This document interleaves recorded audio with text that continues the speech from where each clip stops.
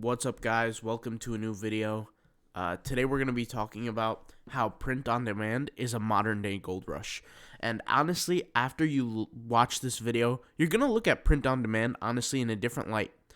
Whether it be Redbubble, Merch by Amazon, Etsy, Teespring, Society6, TeePublic, the list goes on and on and on. We can all agree on that. All of these platforms contribute to what we call the modern day gold rush, which in my opinion is print on demand. So, who makes money during a gold rush? Traditional media, guys, if you search on Google who made money during the gold rush, they all list the miners. The miners are the ones who made all the money. But those were a lot of the people who were out there in the trenches, on the front lines, making all the money. But you know who really made all the money? It wasn't the miners, guys. It was the people selling the shovels, selling the equipment. Those were the guys who made the bulk of the money. Now, don't get me wrong. The traditional miners, they made a lot of money. But the guys who were selling the shovels, the guys who were the factories who were somehow producing these shovels and the pans and the buckets and everything you needed to go out there and search for gold, those were the people making more money. Because to every, let's say, I don't know, 100,000 miners, there's just 5 or 10 producers, right? And so it became a numbers game.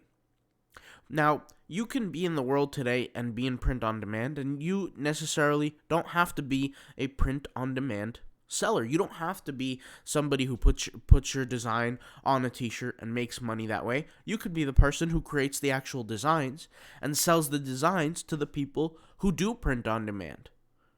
Now, for me personally, guys, that's not going to be me. I'm not going to be one of these guys that sell the shovels in the gold rush, unfortunately, because I don't have that skill.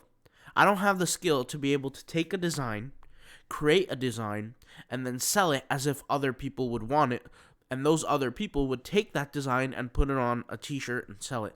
Unfortunately, I don't have that skill. There are some people watching this YouTube video right now that are tremendous, amazing artists that can do this. Unfortunately, I can't, but you guys know who you are if you can.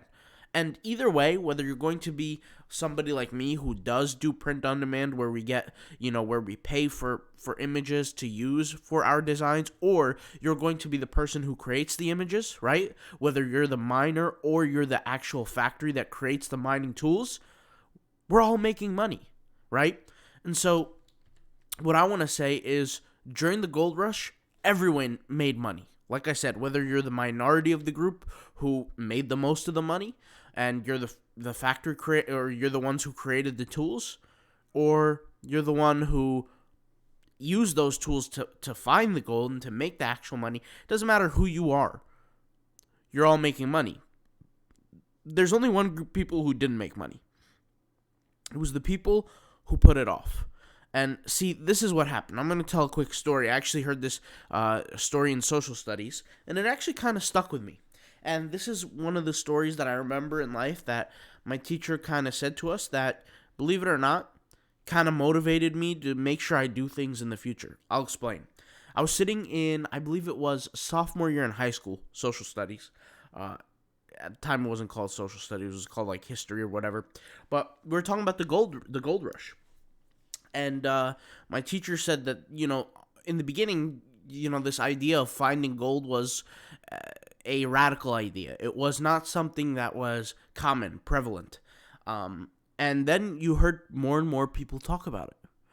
And over time, more and more people talk about it. And then eventually, a lot of people started talking about it.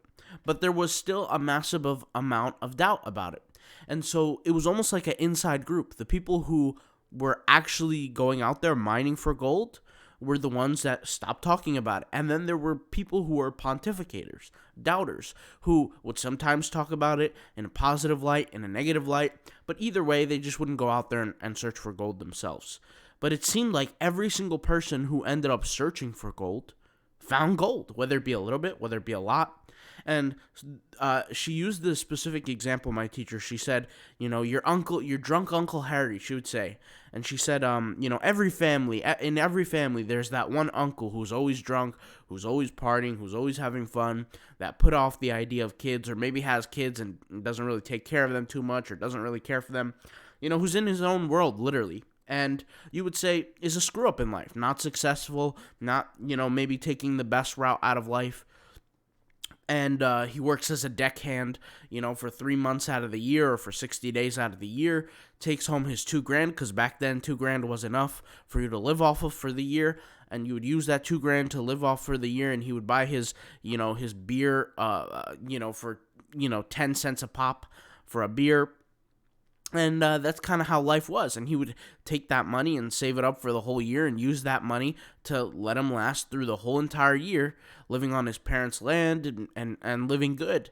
And then, somebody, a friend of his, told him, hey, let's check out this, this gold mining thing. And he said, screw it. What am I going to lose? And he went out there, tried it, got some more money.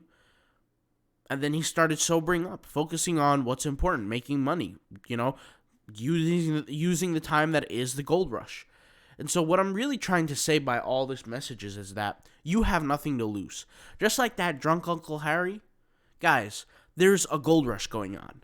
Maybe we're not open, our eyes are open to this, but what better day to start than the 1st of January? Today is the 1st of January, the new year, 2022.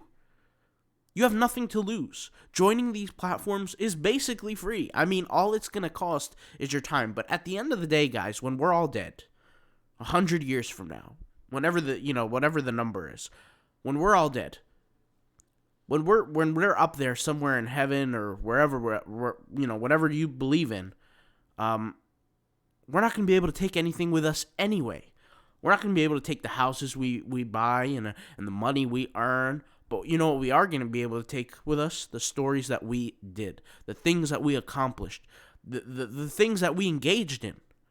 And out of all the negative things I know that I've done in my life, I want to right my wrongs. I want to say, okay, here's something I did that's positive, right?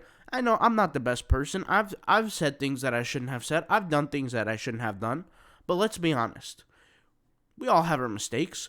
But this is a way that we can look back and say, yep, I did right here. This is what I did, and this was a good thing that I did. And honestly, I think joining the print-on-demand world is a time for you to do that. There are people watching this video right now who have watched some of my other print-on-demand videos that have not yet done anything in the print-on-demand world. Let's go, guys. Let's jump in. Let's do it together. There's no reason to be out of this game. It's a gold rush. It's a modern-day gold rush. I want by the time when I get a little bit older, this whole thing is over, this whole Redbubble thing, I could look back and say to my family, yep, I was part of that. I was part of that while everybody else was in schools and doing their own thing and trying to be doctors and lawyers. Yep, I was making my money off print on demand. I was making those t-shirt designs and making money. And maybe when I have kids that are a little bit older, I could be like, yep, I took designs, put them on t-shirts and hats and coffee mugs, and yeah, I made money off that. And they're the ones who are supposed to be scratching their head, confused at how easy it was to make money in my day. So guys, you have nothing to lose. This is a modern day gold rush. Whether you're going to be the ones selling the shovels or you're going to be the ones finding for the gold, one is not more honorable than the other. The point is, just get involved. Get involved, figure out how to do it. Figure out the right process, how to find the gold, how to do it right, and you're going to make the money. There are so many people watching this that have commented, hey, Mark, I don't know what I'm doing, but I'm making money. Hey, I don't know, what's going on, but I'm making money. Like, I made a sale. I made 2 sales. I made something. And what I always say is, if you made 1 sale, you now know how to make tens of sales, 20 of sales, 30 sales, 100 sales, 1,000 sales, because all you need is that 1 sale to validate your system, to say you're doing good here. That's all you need. All you need is that 1 sale. So for everybody here watching who's sad about 2 sales, 3 sales, 4 sales, you should thank God that you even have 1 sale so that you're aware about what to do now. All right, guys? So join any platform. Doesn't matter what platform it is, whether it's Redbubble, Merch by Amazon, Etsy, Teespring, and the list goes on and on and on. You can create even your own website for selling merch. Doesn't matter what it is, you got to do it. You don't want to look back when this is all over and say, I wish I would have. Guys, something that I want to say is, and I've shared this story maybe once on the YouTube channel before, but when I was in high school, you guys know the story, my mom had cancer. when I was a senior in high school, that was the year she passed away. Before she had passed away, she was in the hospital for about 6 to 8 months. I can't remember the exact date. The numbers are off. She passed away April the 15th. Now, 6 to 8 months she was in the hospital, and right after school, I would be there every day. And one day when I was there, by her bedside in the hospital, she said to me, "Man, am I gonna die?" And she looked at me and she said that.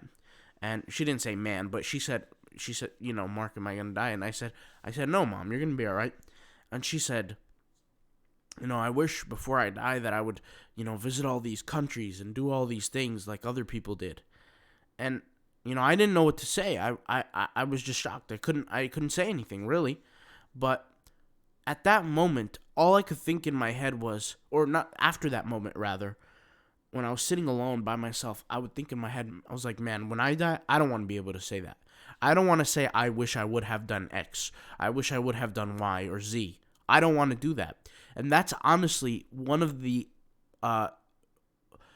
critical points in my life that has shifted the way I look at things now, is that you only get one life. You only get one opportunity, one shot at this thing that we call life.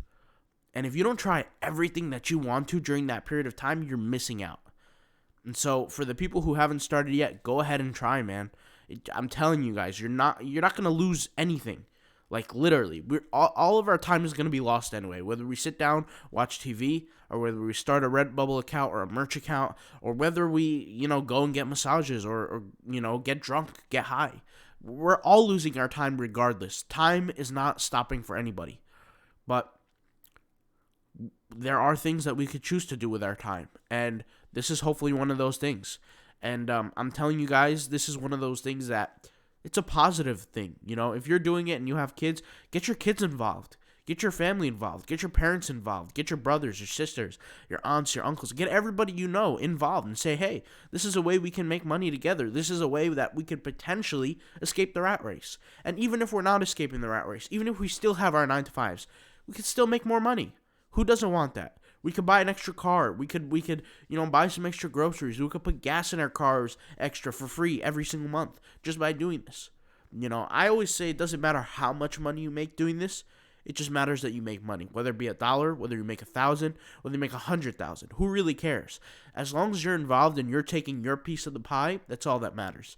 And so, like I said, when this is all over, I want to say I did. I partook in this, modern day gold rush, a gift from God, a blessing, because that's what this is. It's a blessing. And so, that's all for today's video. This video, like I said, was just to open people's eyes on, this movement, this print on demand phenomenon, this era. We are in the era, guys. Let's take advantage of it. All right. I'll talk to you guys later. Thank you guys for watching. Peace out. Bye.